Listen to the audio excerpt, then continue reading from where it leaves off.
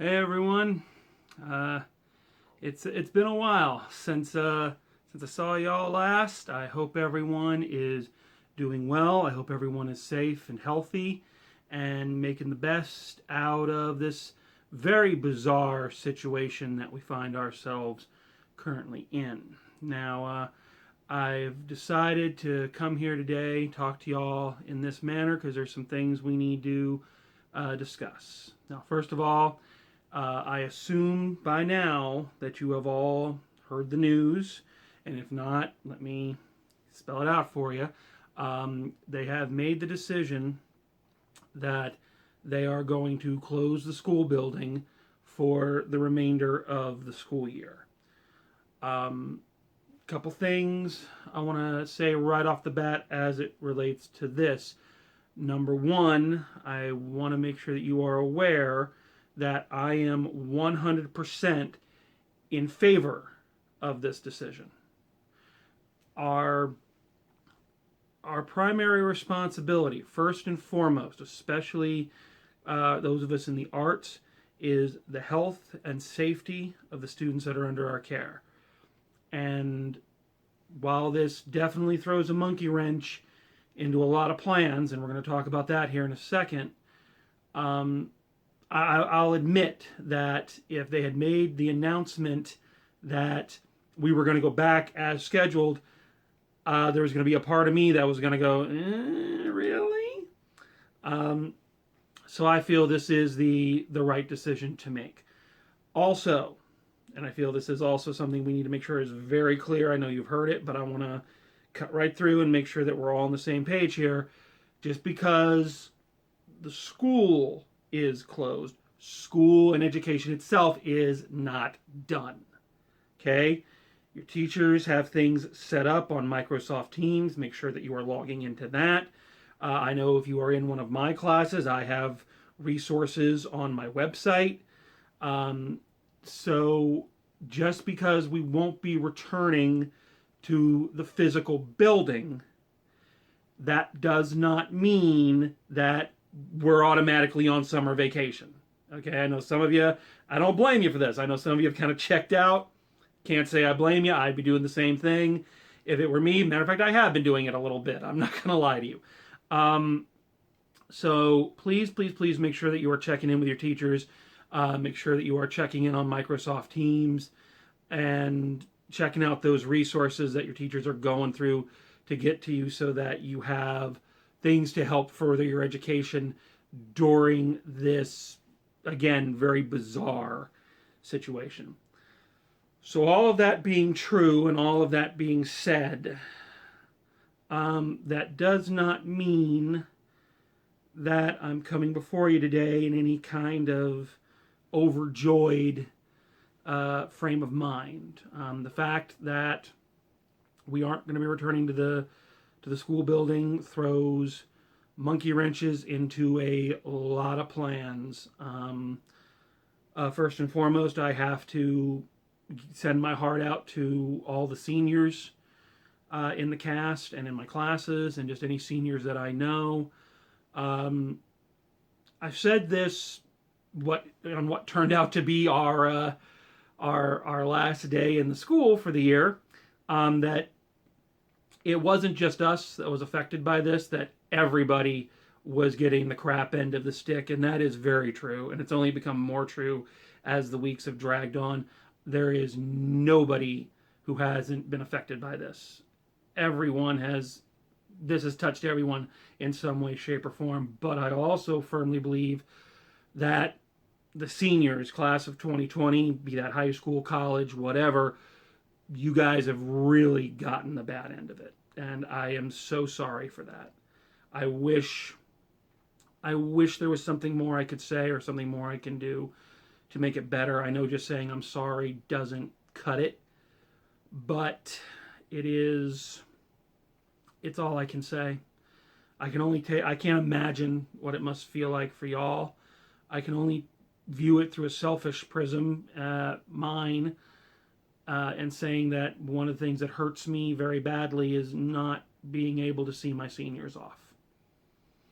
Uh, I have no answers about graduation or anything like that. But not being able to see you guys and, give you that handshake, that hug, tell you how proud I am of y'all in person, one by one, that's that's a kick. I'm not gonna lie. I'm still gonna try. Still gonna try to hunt you all down in a good way, and let you know those things. But it's not quite the same. So I understand that. I recognize that, and I hope you all know my heart goes out to y'all above everything else. And that leads us to the real purpose of this message and why I chose to do it in this format. Yeah, I think it goes without saying, and I think it's one of those things that we all kind of knew was coming, but I know I held out. I tried not to think it, but I knew it was coming. But and that is that our spring production of Big Fish cannot go on in the manner in which we had hoped. Now, Mr. Powell and I have talked very briefly. He has other things on his mind. His Mrs. Powell just had the baby, so that's some good news in all of this. So we can all send Mr. Powell and Mrs. Powell all of our love and congratulations on that. So that's a wonderful thing. But he and I have talked very briefly about where do we go from here, and we're still kicking some things around. Seeing if we can, get enough people together to just do some songs through Zoom, or not Zoom, but through Microsoft Teams or something like that. But those plans are very, very in the not even a seed of an idea yet. This is just some things we tossed out. But we have to face some realities, and that is that the show that we worked hard on and we're very excited for is not going to happen in the way that we hoped. At least not at this stage. Let me say that. Again, we're still examining some things, but at this stage, it doesn't look like that's going to be the case. And that hurts me, as I know it hurts you. But I got to admit, that's been the real crushing blow for me. And trying to deal with that reality is a difficult one. I wanted to tell you all that in person, quote unquote, as much as I can, because there's some other things I want to say in person. Again, nobody wins here, guys. We're all suffering. Everybody's taking a setback. Everything's on hold.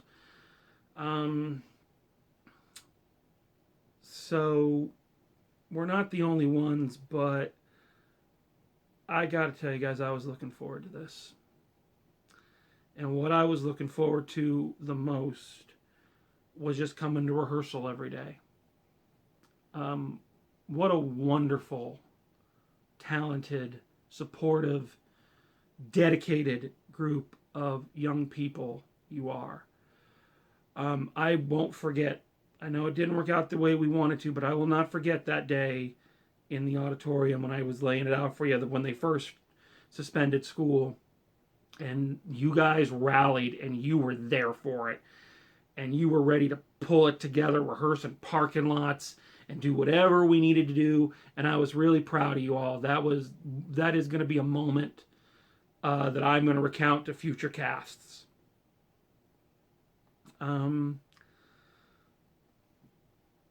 What's funny, not funny, haha,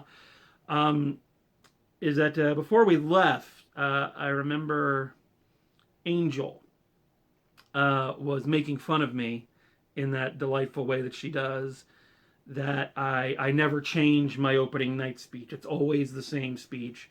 And she's right, it's what I'm known for, but what's kind of ironic here is that I was actually toying with a new opening night speech. I was planning to say some different things that night, and I want to share them, at least part of it, with you here now, because I think it is important, not just for you to hear the new speech, because I worked hard on it, so I want you to hear it, but I think it's something we need to keep in mind right here, right now, and this goes out to all of you, and my seniors especially. As I said, it is immensely heartbreaking that we built this show for a lot of our senior talent, and we don't get to see them,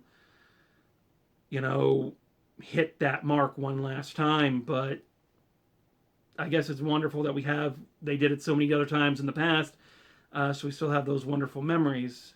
But that is a pain. But this is for all of you, so I really want you to pay attention as I try to get through this. I want you to remember, and especially now, try to remember one of the big running themes of this show. There were a lot of them, but there's one that I really picked up on and I think is very apropos at this moment.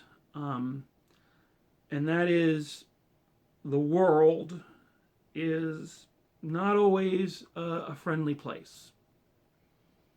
I think we all kind of get that more now than ever before. And even before this happened, I honestly think your generation realizes this more so than a lot of generations before you, at least more so than mine ever did. But the world is not always a happy place. It's brutal, it's ugly, it's unfair, it's bigoted, it's just crappy sometimes, guys. The world it can be a very unpleasant place. But while that is true, one of the things I love about this show is that I think it gives us the message that the world is harsh and ugly. But life is beautiful. Life is an adventure.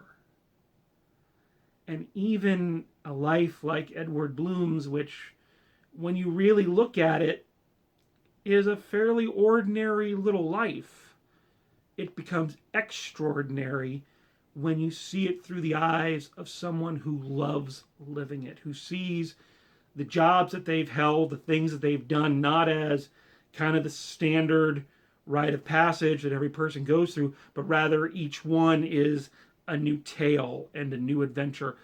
The people who inhabit his life are not just people who pass in and out, as Shakespeare would say, players who come and go about the stage, making their entrances and exits. No, these are big characters with big personalities who had big impacts on him and he on them. It's not a fluke that at the end, what the true measure of the man was all the lives that he touched. Try as best you can to see this time and all of its pain and all of its loss. It's an adventure. It's an adventure you're going to tell your kids about and your grandkids about. I know I speak for Mr. Powell, Mr. Massey, Mr. Sims, the entire faculty, really, but especially the four of us, when I say to you, what a profound and beautiful honor it is for me to be able to share this adventure with you. And what a moving and important thing it is for me to have gotten to work every day with such a warm, talented, giving, dedicated group of young people. It is the reason I do what I do.